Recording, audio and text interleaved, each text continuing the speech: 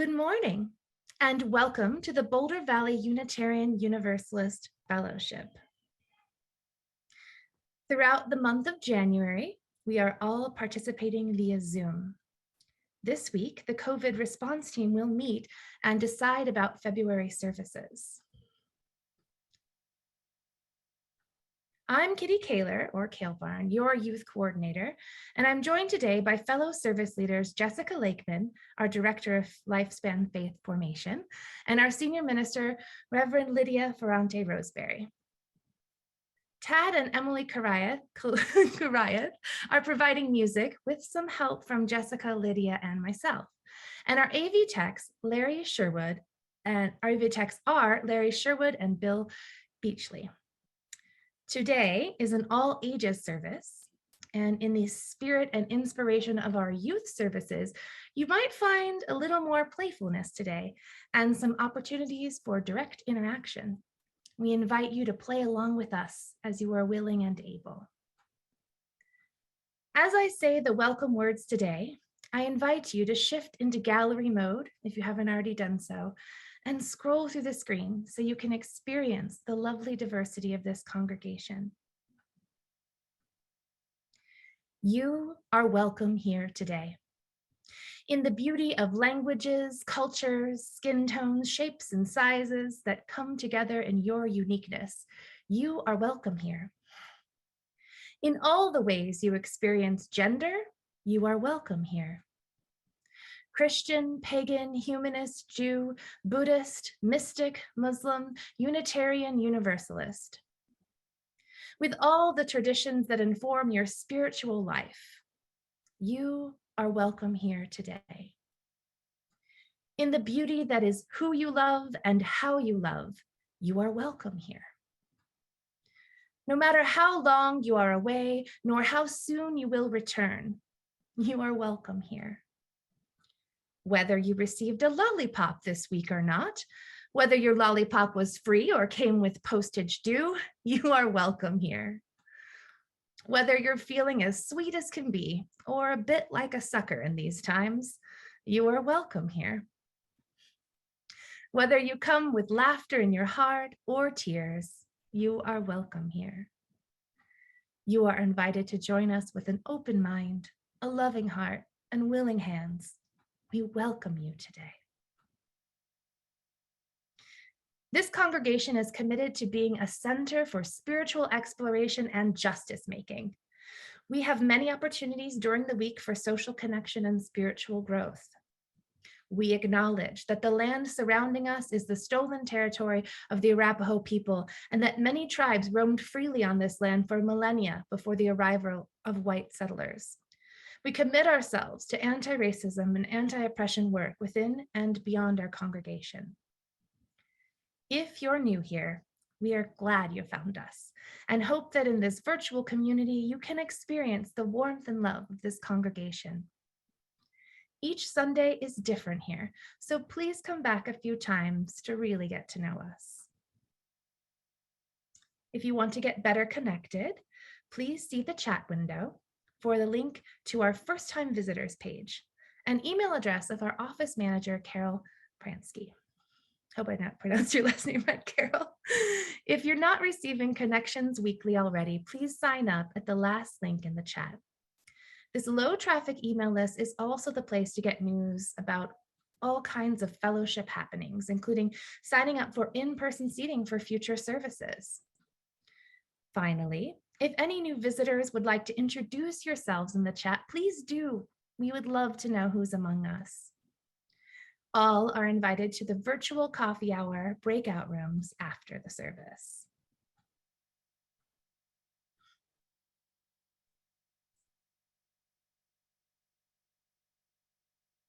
Good morning, everyone.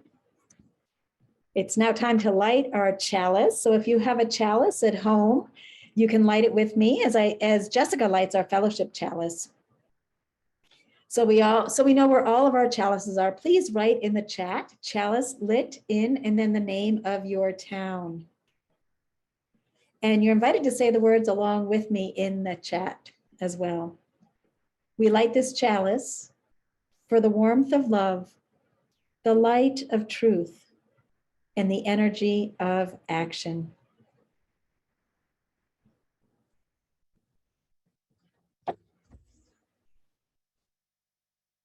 It's nice to see all those chalices being lit.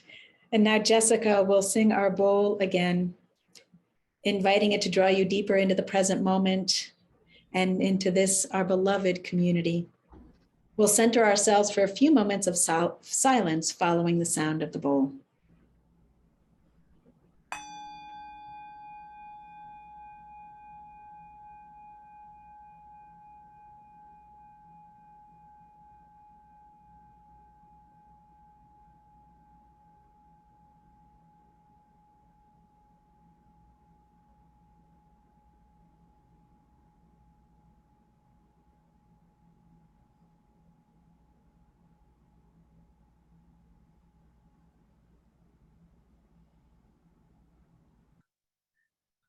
Our opening words this morning come from the Reverend Sean Parker Dennison, to invoke love.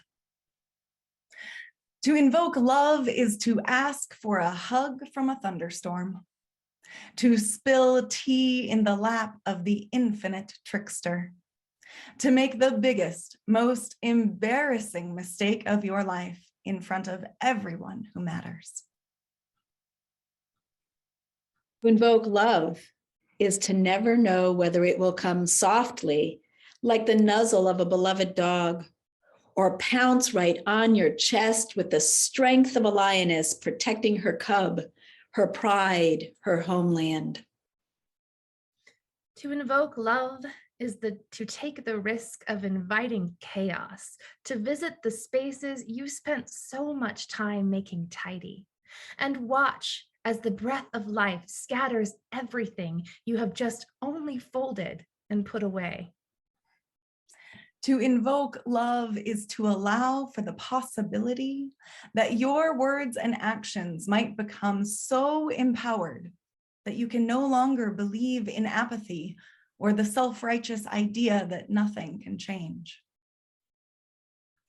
To invoke love is to give up self-deprecation, false humility, pride, to consider yourself worthy to be made whole, willing to encounter love that will never let us let each other go. To invoke love is to guard against assumptions, take care with our words, and practice forgiveness, not as an ethereal ideal, but right here in the messy midst of our imperfect lives.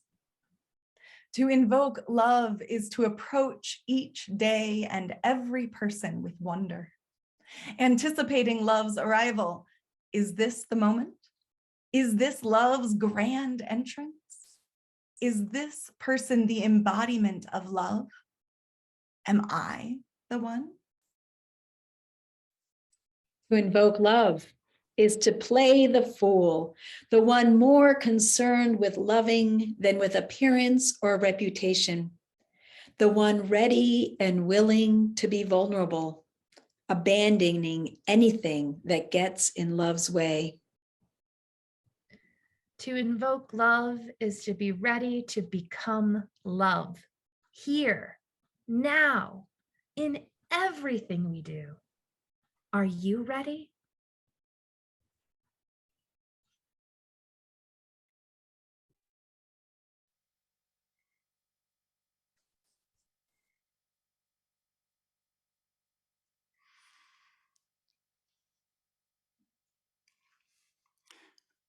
We're going to sing now a song, a little song I wrote about a year and a half ago. This is called Cornerstones. You may remember it. Please feel free to join in. This is about the five jagged rocks of Unitarian Universalism. The third rock is courageous love transforms the world.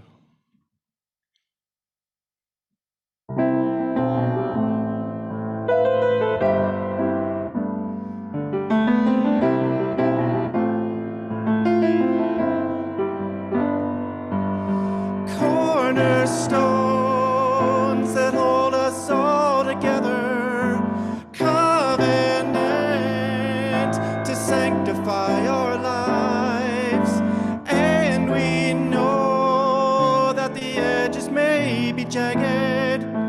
path's a little ragged, still we try.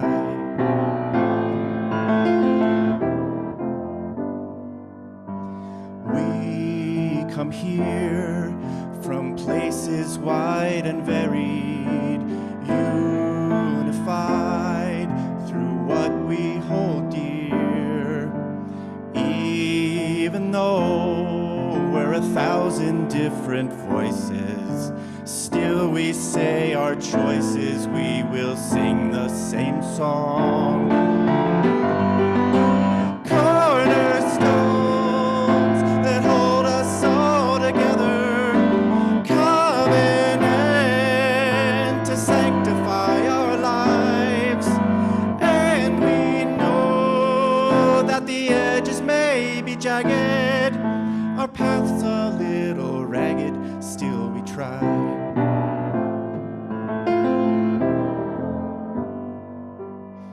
Flames of love burning within us, glowing hearts lighting our way, resolute and brave we breach the darkness, till there's not a part that has not vanished away. Cornerstones that hold us all together, covenant to sanctify our lives. And we know that the edges may be jagged, our path's a little ragged, still we try.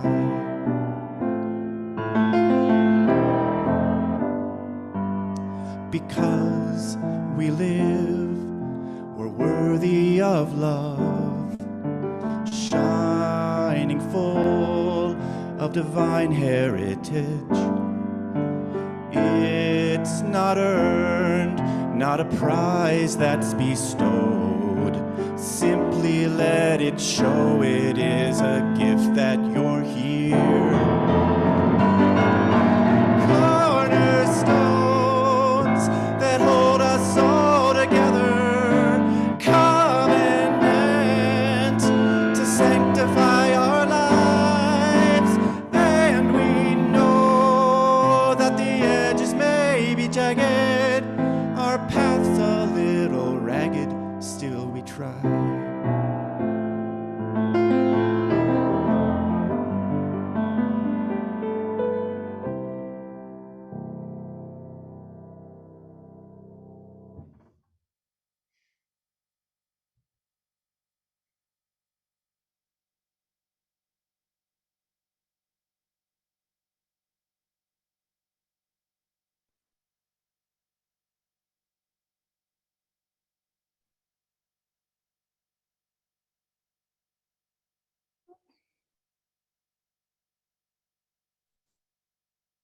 Thank you so much, Tad. I just love that song. I'm glad you thought about that for today as well.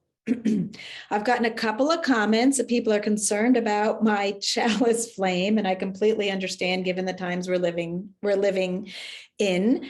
And I just want you to know it might be the angle of your camera, because I have checked it and I have moved moved the chalice out just a little bit, but there's nothing warm near my wall. So I know and I actually really appreciate the comments, because we're in a time where fire is a heightened experience. I wouldn't want that to be distracting anybody.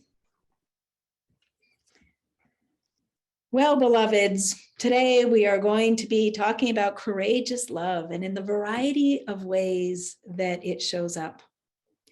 During the 1918 pandemic, Unitarian and Universalist congregations across the country sprang into action.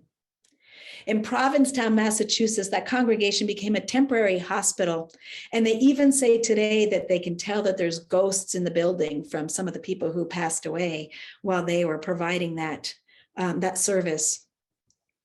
In Rochester, New York, the Unitarian Church became a convalescent hospital for those who were released from the hospital but not yet strong enough or didn't have enough family at home to be able to go back to their homes.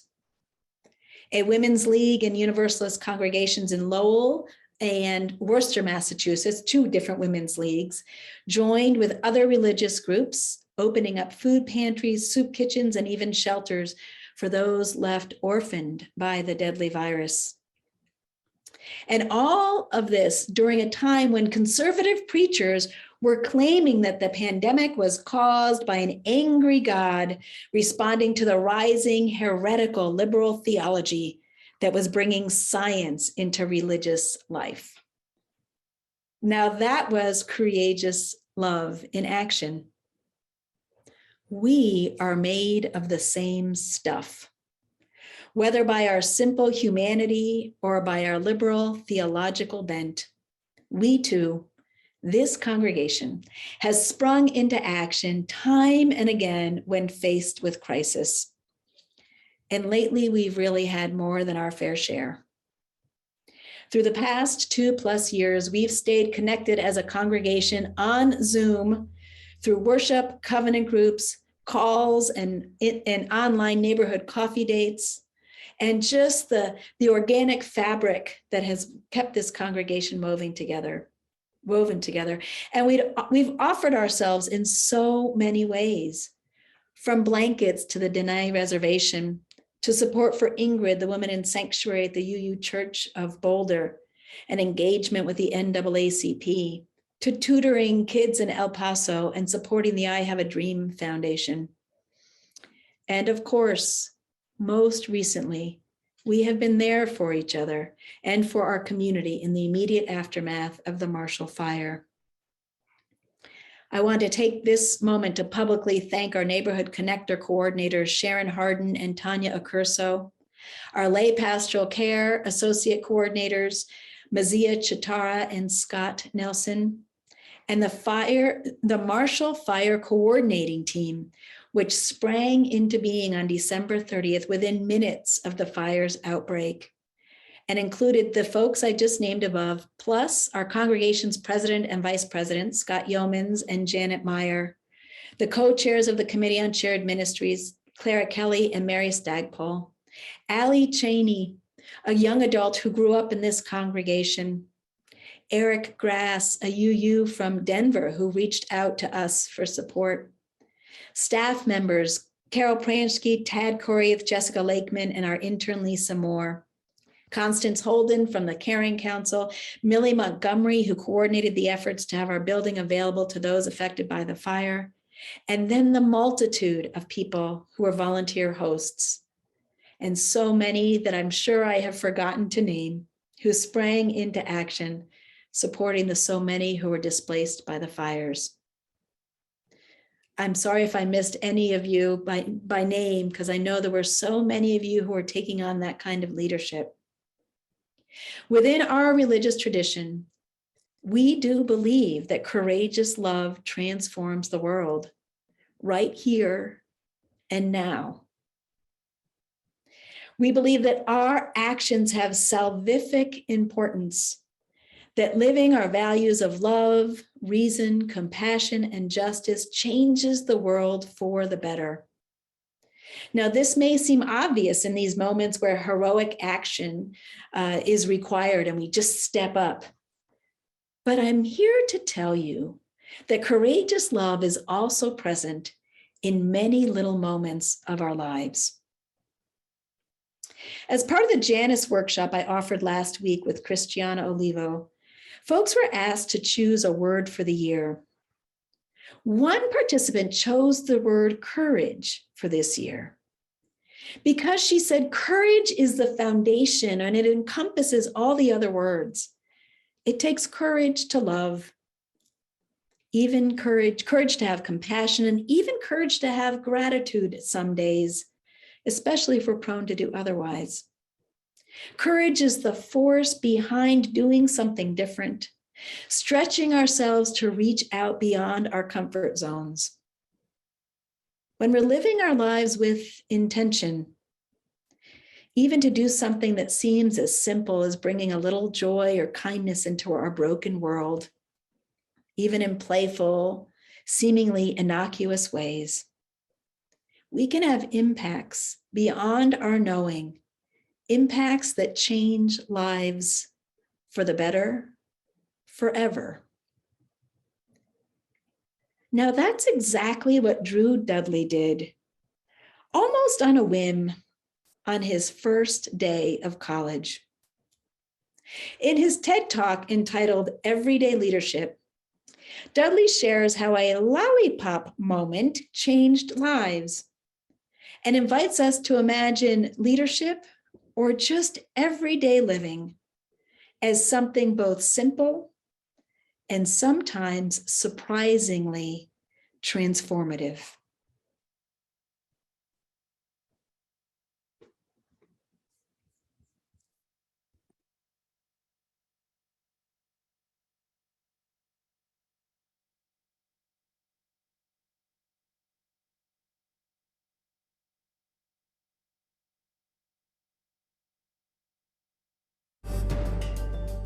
With my short time today, I just want to share with you the one story that is probably most responsible for that redefinition. I went to a school on a little school called Mount Allison University in Sackville, New Brunswick. And on my last day there, a girl came up to me and she said, "I remember the first time that I met you." And then she told me a story that happened 4 years earlier. She said, "On my day before I started university, I was in the hotel room with my mom and my dad, and I was so scared and so convinced that I couldn't do this, that I wasn't ready for university, that I just burst into tears. And my mom and my dad were amazing. They were like, 'Look, we know you're scared, but let's just go tomorrow. Let's go to the first day. And if at any point you feel as if you can't do this, that's fine. Just tell us, we will take you home. We love you no matter what.'" And she said, so I went the next day and I was standing in line getting ready for registration, and I looked around and I just knew I couldn't do it. I knew I wasn't ready. I knew I had to quit. And she says, I made that decision, and as soon as I made it, there was this incredible feeling of peace that came over me. And I turned to my mom and my dad to tell them that we needed to go home. And just at that moment, you came out of the Student Union building wearing the stupidest hat I have ever seen in my life. It was awesome. And you had a big sign promoting Shinorama, which is Students Fighting Cystic Fibrosis, a charity I've worked with for years. And you had a bucket full of lollipops. And you were walking along and you were handing the lollipops out to people in line and talking about Shinorama. And all of a sudden, you got to me and you just stopped and you stared. It was creepy. This girl right here knows exactly what I'm talking about. And then you looked at the guy next to me and you smiled and you reached in your bucket, you pulled out a lollipop and you held it out to him. And you said, "You need to give a lollipop to the beautiful woman standing next to you." And she said, "I have never seen anyone get more embarrassed faster in my life." He turned beet red, and he wouldn't even look at me. He just kind of held the lollipop out like this. And I felt so bad for this dude that I took the lollipop. And as soon as I did, you got this incredibly severe look on your face, and you looked at my mom and my dad, and you said, "Look at that. Look at that. First day away from home, and already she's taking candy from a stranger." And she said everybody lost it. 20 feet in every direction, everyone started to howl. And I know this is cheesy, and I don't know why I'm telling you this, but in that moment when everyone was laughing, I knew that I shouldn't quit. I knew that I was where I was supposed to be, and I knew that I was home. And I haven't spoken to you once in the 4 years since that day, but I heard that you were leaving. And I had to come up and tell you that you've been an incredibly important person in my life, and I'm gonna miss you. Good luck. And she walks away, and I'm flattened. And she gets about 6 feet away, she turns around and smiles and goes, "You should probably know this too. I'm still dating that guy 4 years later." A year and a half after I moved to Toronto, I got an invitation to their wedding. Here's the kicker, I don't remember that. I have no recollection of that moment, and I've searched my memory banks because that is funny, and I should remember doing it, and I don't remember it. And that was such an eye-opening, transformative moment for me to think that maybe the biggest impact I'd ever had on anyone's life, a moment that had a woman walk up to a stranger 4 years later and say, "You've been an incredibly important person in my life," was a moment that I didn't even remember. How many of you guys have a lollipop moment, a moment where someone said something or did something that you feel fundamentally made your life better? All right. How many of you have told that person they did it? See, why not? We celebrate birthdays where all you have to do is not die for 365 days. And yet we let people who have made our lives better walk around without knowing it. And every single one of you has been the catalyst for a lollipop moment. You have made someone's life better by something that you said or that you did. And if you think you haven't, think about all the hands that didn't go back up when I asked that question. You're just one of the people who hasn't been told. But it is so scary to think of ourselves as that powerful. It can be frightening to think that we can matter that much to other people. Because as long as we make leadership something bigger than us, as long as we keep leadership something beyond us, as long as we make it about changing the world, we give ourselves an excuse not to expect it every day from ourselves and from each other. Marianne Williamson said, our greatest fear is not that we are inadequate. Our greatest fear is that we are powerful beyond measure. It is our light and not our darkness that frightens us. And my call to action today is that we need to get over that. We need to get over our fear of how extraordinarily powerful we can be in each other's lives. We need to get over it so we can move beyond it. And our little brothers and our little sisters, and one day our kids, or our kids right now, can watch us start to value the impact we can have on each other's lives more than money and power and titles and influence. We need to redefine leadership as being about lollipop moments. How many of them we create, how many of them we acknowledge, how many of them we pay forward, and how many of them we say thank you for. Because we've made leadership about changing the world, and there is no world. There's only 6 billion understandings of it. And if you change one person's understanding of it, one person's understanding of what they're capable of, one person's understanding of how much people care about them, one person's understanding of how powerful an agent for change they can be in this world, you change the whole thing. And if we can understand leadership like that, I think if we can redefine leadership like that, I think we can change everything. And it's a simple idea, but I don't think it's a small one. And I want to thank you all so much for letting me share it with you today. Having a great day at TED. I'll see you later.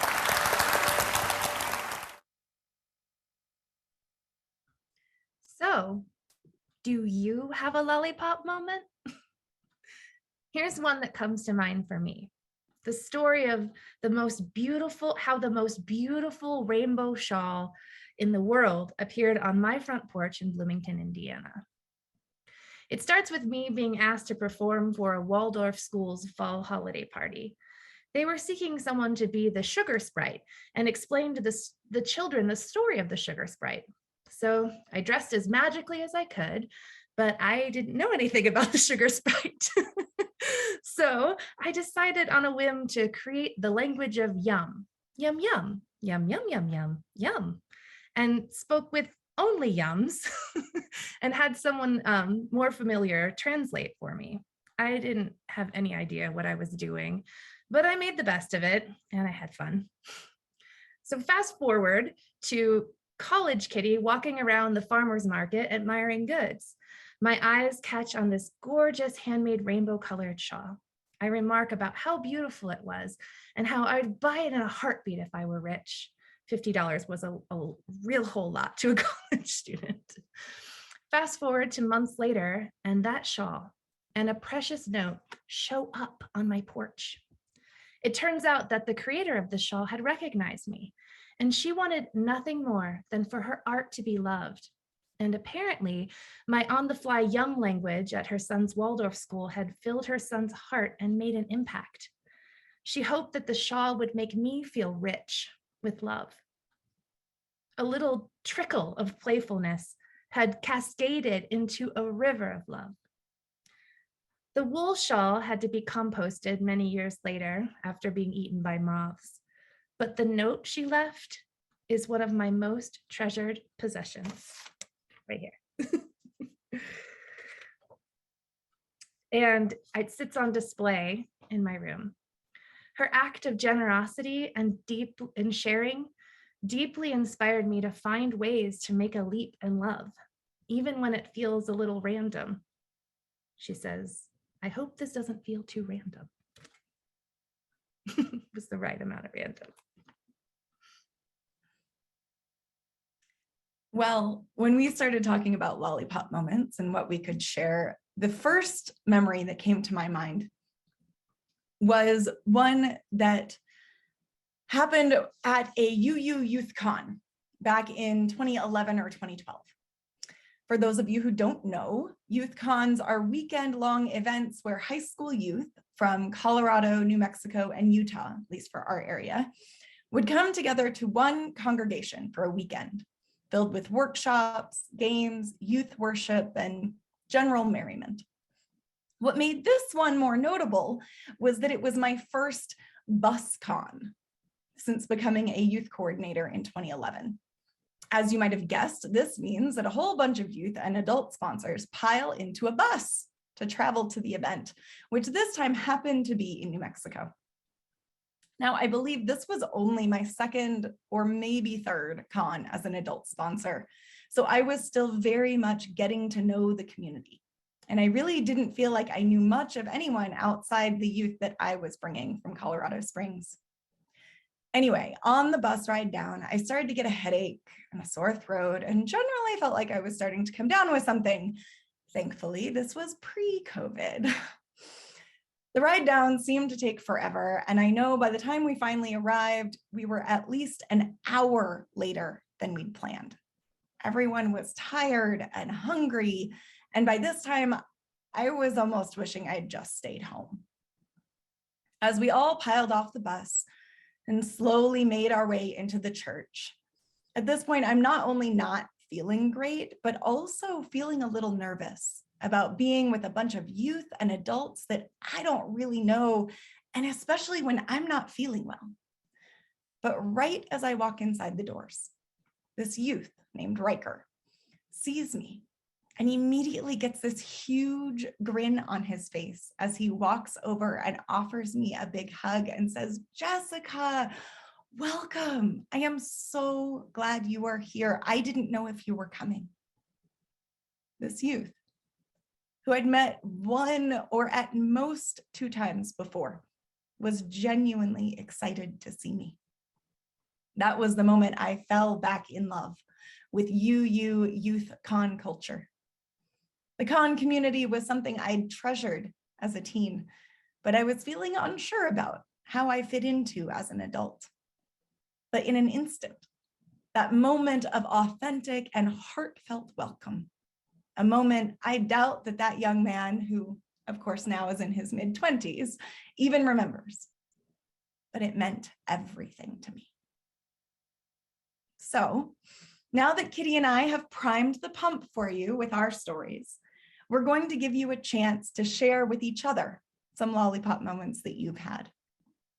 Remember during the welcome, when Kitty told you that this was intended to be an all ages service and therefore was going to be more participatory than usual? Well, this is it. We're here. We know that not everyone loves going into a random breakout room with people that you may or may not know. And we encourage you to be courageous and lean into that discomfort instead of shying away from it. Take this as an opportunity to practice courageous love by connecting with those you may not know through sharing and receiving stories. You'll be sent into breakout rooms of 4 or 5 people for 5 minutes. Not everyone needs to share. And in fact, there probably wouldn't be time for everyone to share. So if you aren't feeling up for talking, your presence is just as valuable in listening to others. And of course, if you really don't want to stay in the breakout room, you can always come back here to the main room and wait out the few minutes until everyone else returns. You would do this by clicking the Leave button at the bottom of your screen and then select Leave Room, not Leave Meeting, because that would remove you from the entire service. We'll put the prompt in the chat now before we send you off. But again, you are invited to simply share about a lollipop moment you've had in your life. The rooms will automatically close in 5 minutes, and there should be a visible timer once you get in there so you can track how much time is left. So if Larry's ready, here we go. Welcome back, everyone, and thank you for playing along with us. You've made it to the other side, the participation part. Whew, you did it.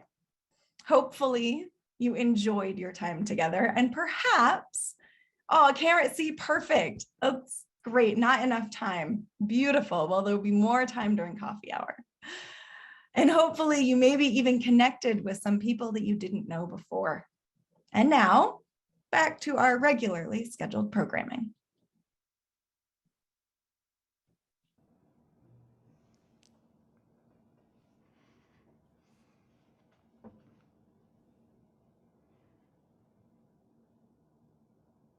Our lollipop moments don't have to be perfect. They're taking a risk sometimes, possibly looking a fool. And so here's a little song, lyrics you might recognize, originally by Rumi, that we are going to sing for you.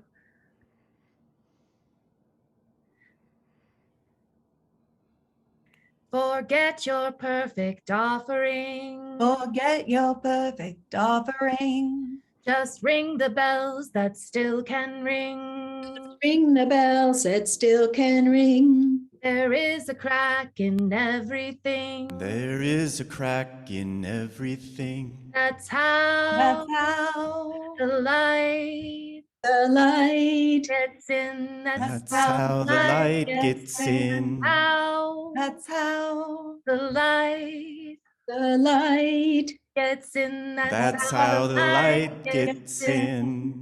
Forget your perfect offering. forget your perfect offering. Just ring the bells that still can ring. Just ring the bells that still can ring. There is a crack in everything. There is a crack in everything. That's how That's the how The light light. gets in. That's how the light gets in. That's how that's the how light The light. gets in. That's how the light gets in.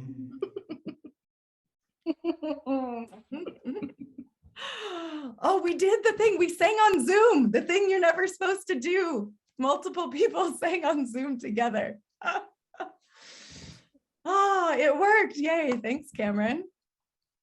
So now it is time for our offering. How perfect.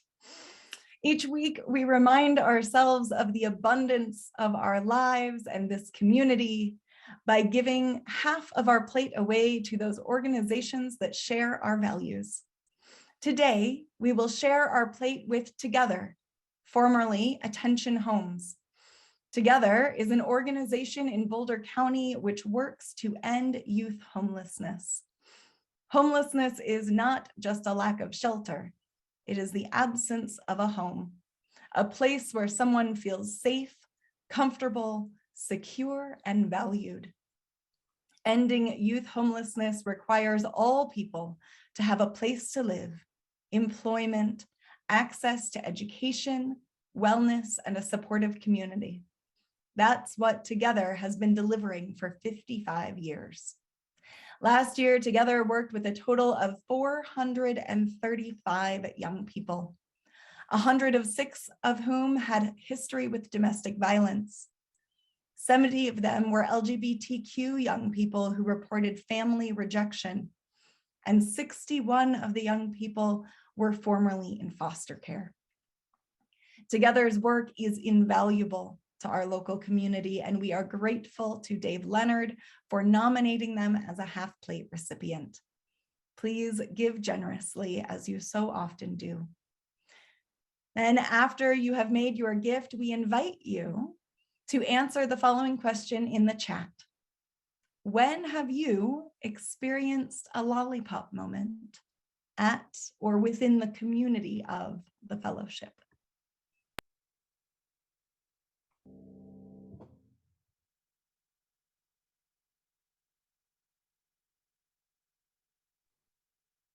I apologize. I was wrapped up reading everything in the chat before I noticed that the music had stopped. For the work of this fellowship, bringing love, reason, compassion, and justice to this world, and to Together, we dedicate our offerings. Thank you.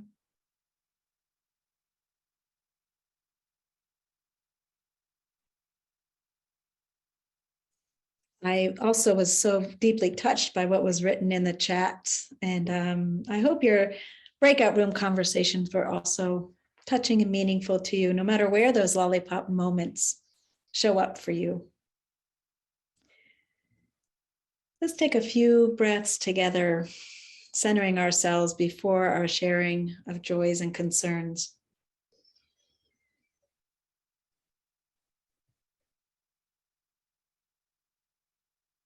In the quiet, you can either scroll through the chat some more or just allow your breath to deepen so you connect body, mind, and spirit and bring spaciousness into all three.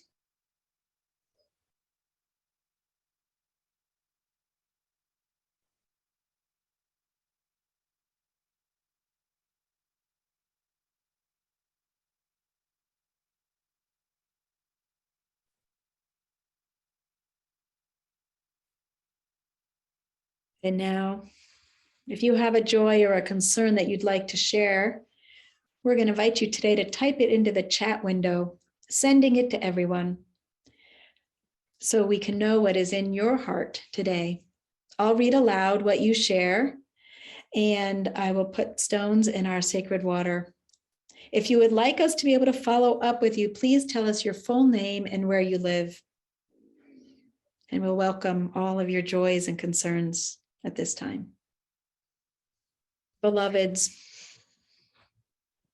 gathered here together, even on Zoom, we have the opportunity to be human together, to be our most human, vulnerable selves, and also our strongest selves, reaching out when we are able and taking in when we have need.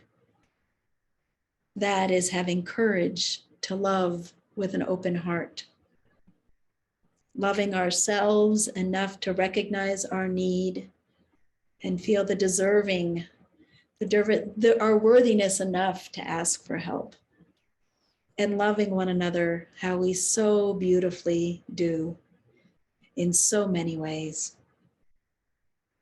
So today, may we have courage to love with an open heart those who are needing courage each and every day after being displaced from the fires, those who are weary from the isolation of the pandemic, those facing homelessness on these cold, wintry nights, those whose mental illness makes it hard for them to get through each day, those who have fought so hard for women's reproductive rights only to see them threatened in these times, and those who need the right to choose what's correct for their own bodies and are now being denied that in some of our states.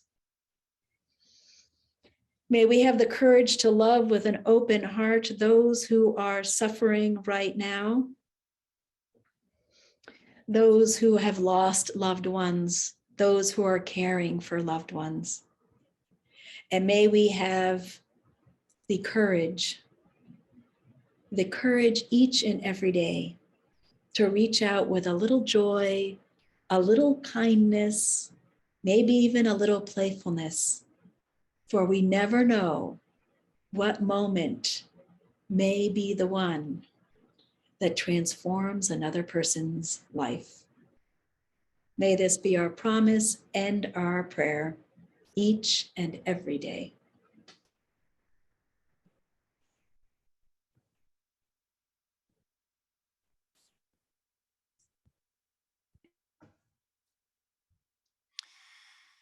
Friends, let's sing a song together. Loving takes courage. So I'm going to ask us to have a little courage on this last song. Sing out loud and strong, even though I know you don't know it. You'll pick it up quickly. It's kind of a call and response type of thing. Yeah, you can practice having some courage at home. This is called Will You Love?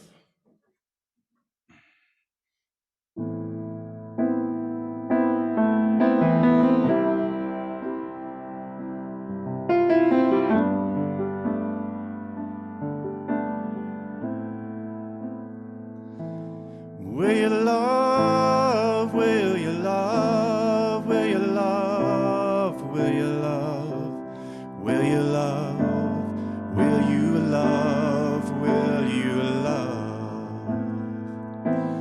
Yes, I will, yes, I will, yes, I will, yes, I will, yes, I will, yes, I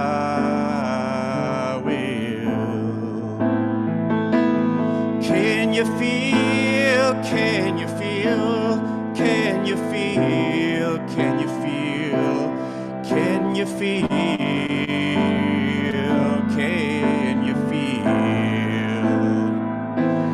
Yes, I can, yes, I can, yes, I can, yes, I can, yes, I can, yes, I can.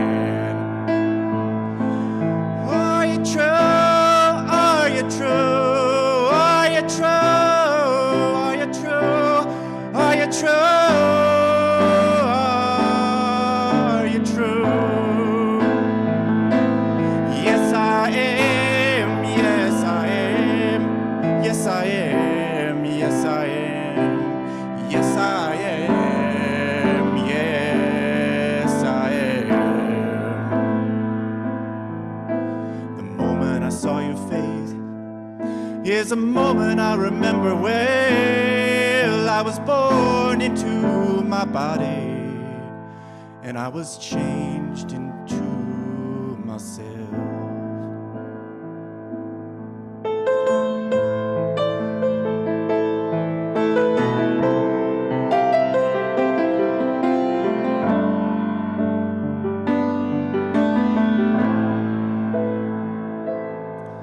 Will you love, will you love, will you love, will you love, will you love, will you love? Yes, I will, yes, I will, yes, I will, yes, I will, yes, I will, yes, I will.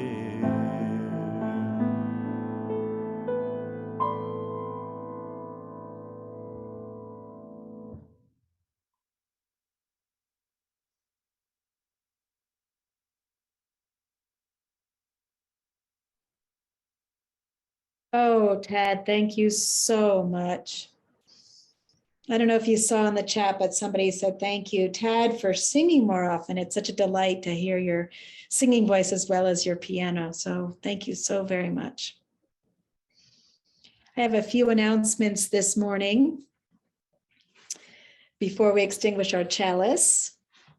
At our Sunday service on February 13th, which is, believe it or not, just a few weeks away, we will begin to explore the ways that BVUUS is a community rising together. That's the theme for this year's pledge drive, Community Rising, Nourish, Deepen, Connect. And Tad would love your answers to the question, how does BVUUF inspire you to rise? For example, he says, are you inspired to rise towards social justice work or towards personal growth? Or are you inspired to rise and heal the wounds in yourself or others? So here's what he'd like you to do. Make a brief audio or video recording of your answers. And just a couple of sentences is fine. Send it to Tad. You'll see his contact information in the chat. And you can even just call and leave him a voicemail or email him. Or if you have photographs that show BVUUF as a community rising, please send those too. Deadline is Monday, January 13th. The final video with your answers will be overlaid with music from our fellowship choir, and it will be shown on February 13th. I'm just can't wait to see it, but it will need your contributions. So please bring them in, bring them in. And here's another place for our congregation's talent and contributions. On Saturday, February 12th, we are having another talent show from 7 to 8:30. There will be what Tad calls a smorgasbord of homegrown fellowship fun. So to participate, send a video of yourself, your family, your pets, doing something you love to do and you'd like to share with this community. And again, you can just send that to Tad at his email. It could be a variety of talent, or it could be untalent. That's okay too. A song, a dance, a poem, or simply showing something you love to do, like cooking or gardening or hiking.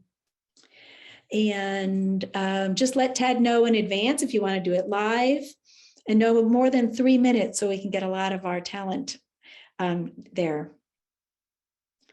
And finally, be on the lookout for an opportunity to participating in creating some lollipop moments for members of our fellowship coming up very soon. Those are the announcements I have for us today.